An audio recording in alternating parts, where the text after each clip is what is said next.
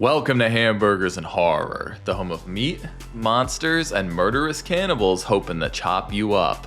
I'm Noah Hook, and today we're looking at the Texas Chainsaw Massacre, The Beginning. Thanks to the good sheriff here, we ain't gonna go hungry tonight. Matter of fact, we ain't never gonna starve again. Got ourselves a red American hero here, ain't we?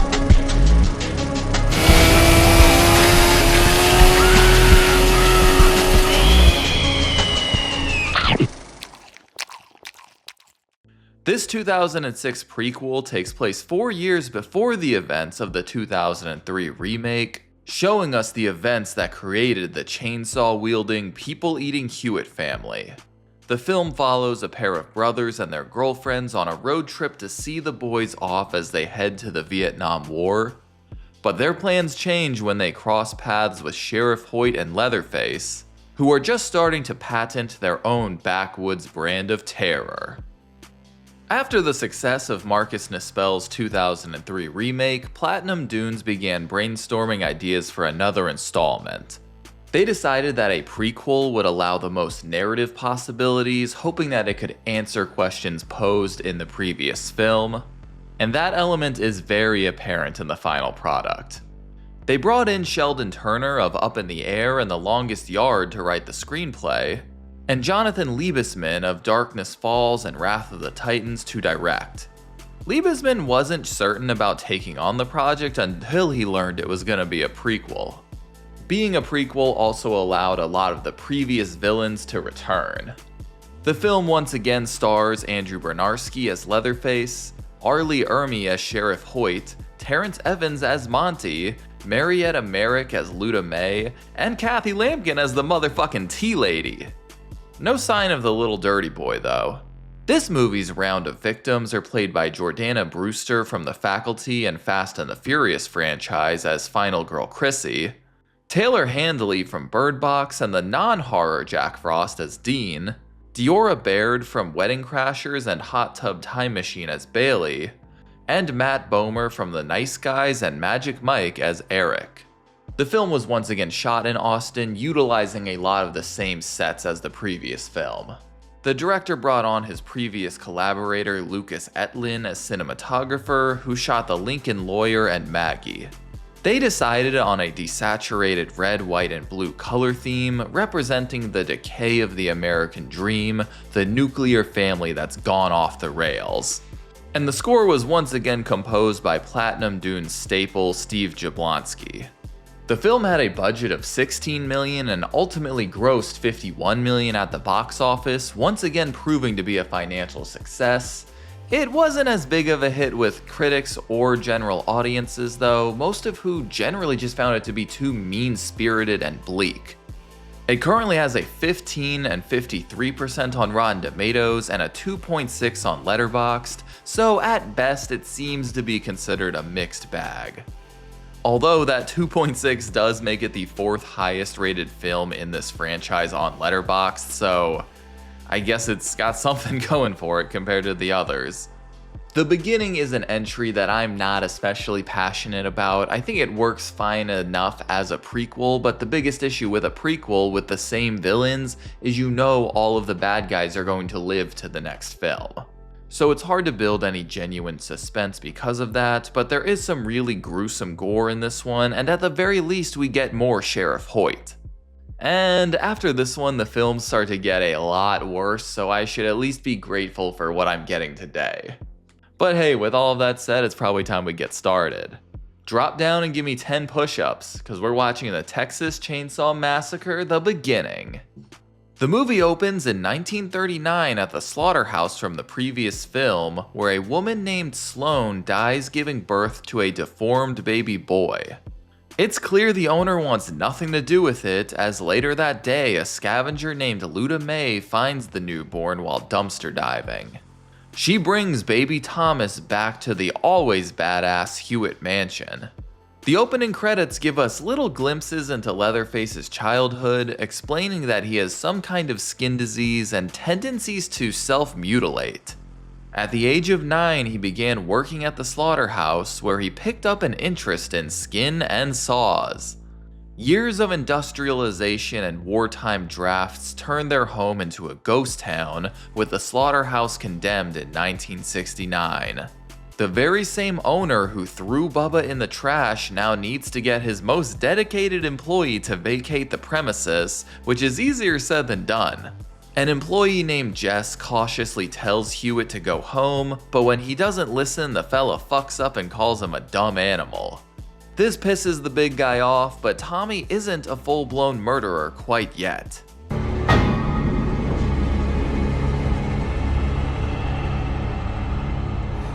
That night, Bubba does return though, beating the absolute fuck out of the owner with a sledgehammer. Operator, you're gonna have to speak more clearly, ma'am. And he collects his favorite chainsaw to take home with him. Now it's time to meet our future gaggle of meatbags. This Rambo wannabe is Eric, and he's super pumped to go on a second tour in Vietnam. His girlfriend Chrissy is less excited, but supportive and traveling to his base camp with Eric to see him off. They're accompanied by Eric's brother Dean, who has been drafted for the first time, and his kinky girlfriend Bailey. But poor Dean is too stressed out to enjoy it. Turns out he's planning to dodge the draft and go south to Mexico, which is a small detail he hasn't told his brother. Meanwhile, the local sheriff arrives at the Hewitt residence and informs Patriarch Charlie that his nephew has committed murder, and he agrees to help him bring Tommy in quietly. They come across the big boy shambling down the road, and the sheriff hops out, but he wasn't counting on Hewitt blood being thicker than water. I think we've got a problem, Sheriff. And what do you know? That sheriff's name was Hewitt. Now we have concrete proof that Hewitt in the previous film was literally just Charlie Hewitt impersonating the sheriff he killed. Hewitt was the last police officer in town, meaning the new Hewitt just became the judge, jury, and executioner of anyone who passes through. Ladies love men in uniform. That night he tells his mama Luda May and his uncle Monty that they are going to rise above the incoming plague of bikers and hippies to rule over their birthplace. People may not remember what we say here tonight, but they sure as shit gonna remember what we do. He announces that they will never go hungry again, and the family starts chowing down on some sheriff stew. So the very next day, Hewitt begins patrolling the streets for dinner, just as our sexy quartet stops by Luda May's gas station and Mercantile. Chrissy and Bailey eye a couple sketchy-looking bikers, and the latter reveals Dean's plans for them to escape to Mexico. Chrissy is surprisingly supportive of this and says they should go for it, but sadly for her, Eric was just born for combat. They skedaddle before Dean can break the news to Eric, so he decides the best course of action is to burn his draft card on the spot. Eric catches this and confronts Dean, who questions why he would want his little brother to join him in that hellhole. But before these two can duke it out, they realize they're being followed by that biker chick from the store. She whips out a sawed-off as Eric grabs a blicky of his own, but in his distraction he runs right into a cow. Eric, Dean, and Bailey are all a bit fucked up, and Chrissy has been yeeted into the nearby bushes. Biker chick Alex is about to rob the group before Sheriff Hewitt arrives, and he ain't playing around. Glad you're here, officer. Oh, I just bet you are.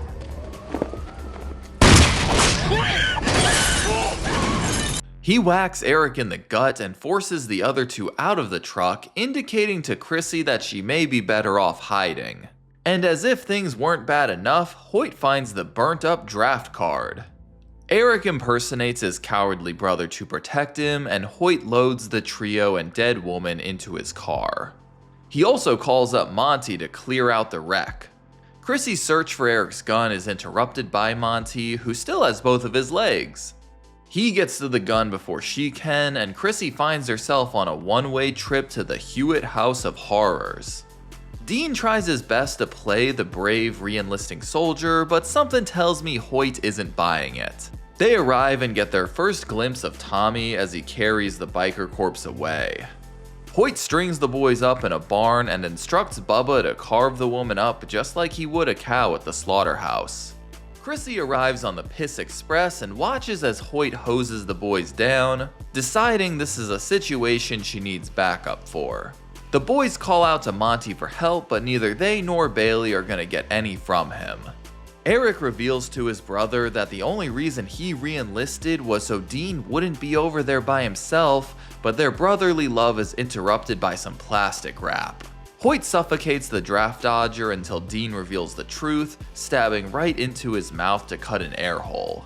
He shares that he was a POW in the Korean War, which is apparently where he picked up cannibalism. He allows Dean the opportunity to complete 10 push-ups in exchange for freedom, but a constant barrage of beatings from Hewitt leaves him incapacitated by the time he gets to 10. Meanwhile, poor Bailey is getting a sponge bath serenade from Luda May.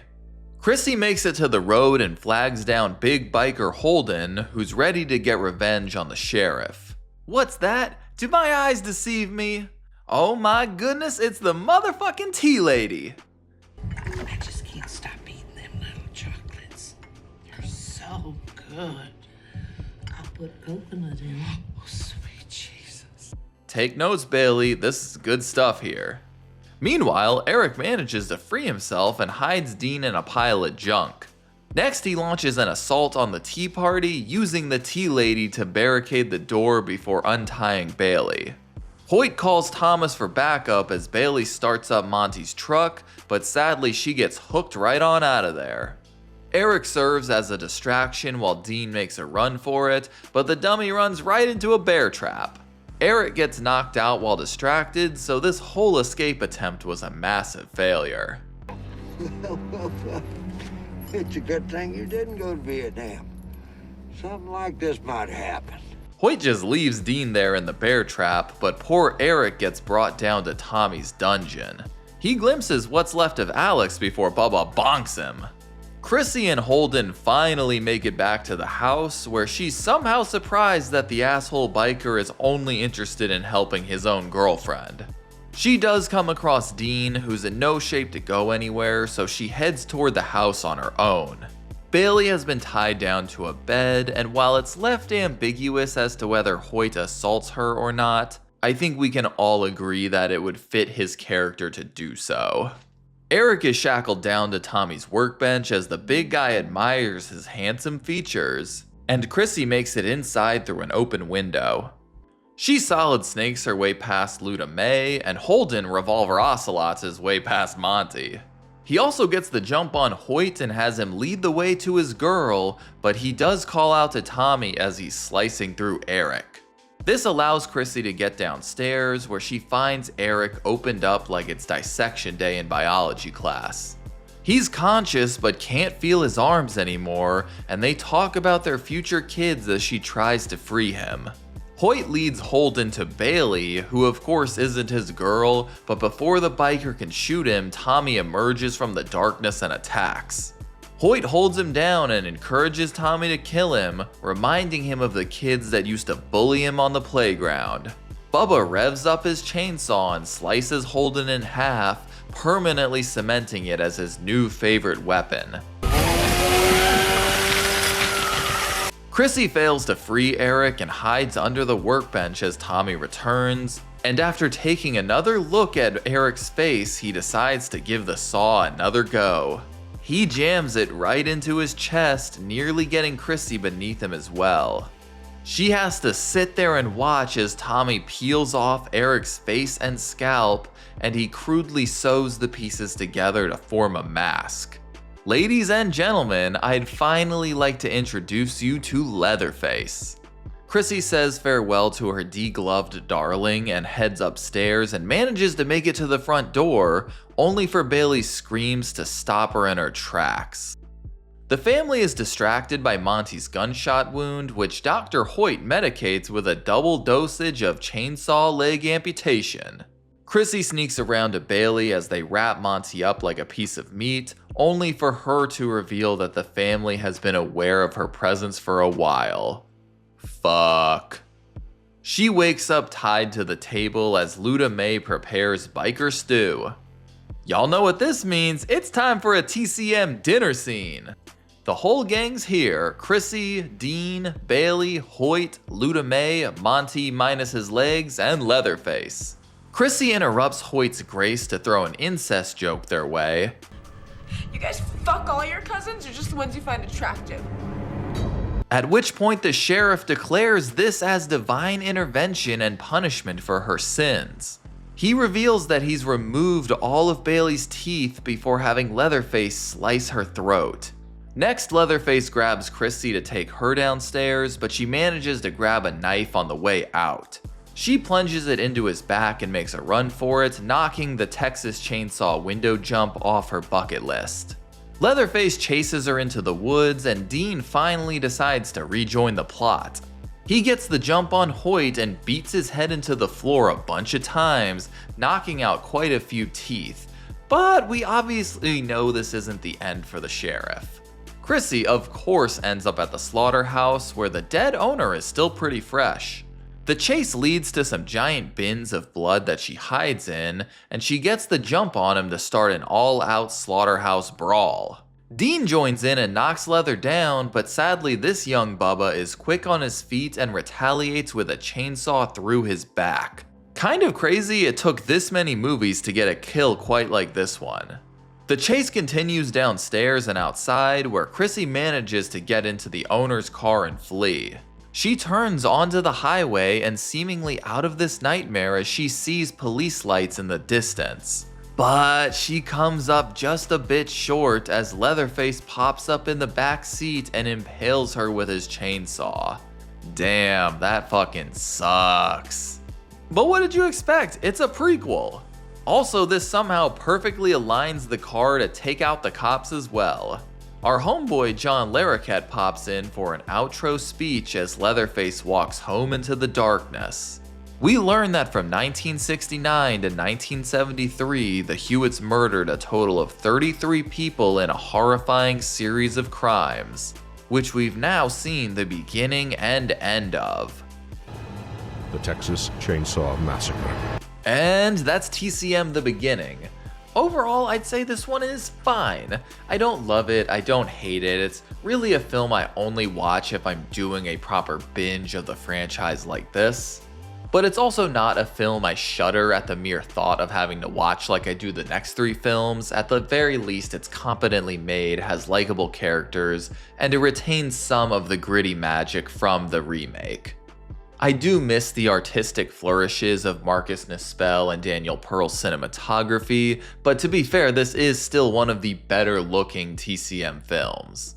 It's also well acted. R. Lee Ermey once again steals the show, but our foursome of protagonists all bring a lot of personality to these characters that could have easily been paper-thin archetypes. Where the movie tends to lose the most people is in its tone. This thing is fucking bleak. It's basically just 90 minutes of nice people being tortured without the catharsis of the usual hero's revenge. The remake was already a big jump in the franchise for gore and cruelty, and I'd say The Beginning outdoes that one.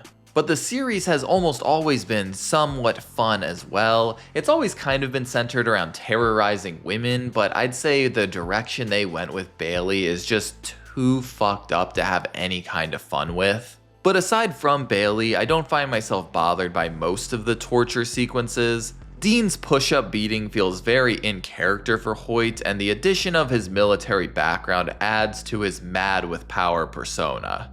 Eric's death is hard to watch, but the way Leatherface treats him like a frog in bio class feels reminiscent of how many serial killers got their start with animals and escalated from there. But generally, I would say a TCM film is better off trying to be scary, bleak, and violent than it is funny. This one is definitely the meanest and least fun film in the franchise, and while I can see that being a big turnoff for a lot of people, I think that does give it something unique to offer within the franchise. And to be fair, there are still some very dark comedic moments, like the slaughterhouse owner getting bludgeoned to death and being told to speak more clearly by the 911 operator. Plus, the tea lady is always cinematic gold. But aside from being particularly unpleasant, I'm not sure the beginning has much novelty or uniqueness to bring to the franchise. Sure, it's kind of cool to see this version of Leatherface get his murderous start, but the plot is basically just a rehash of the original done again.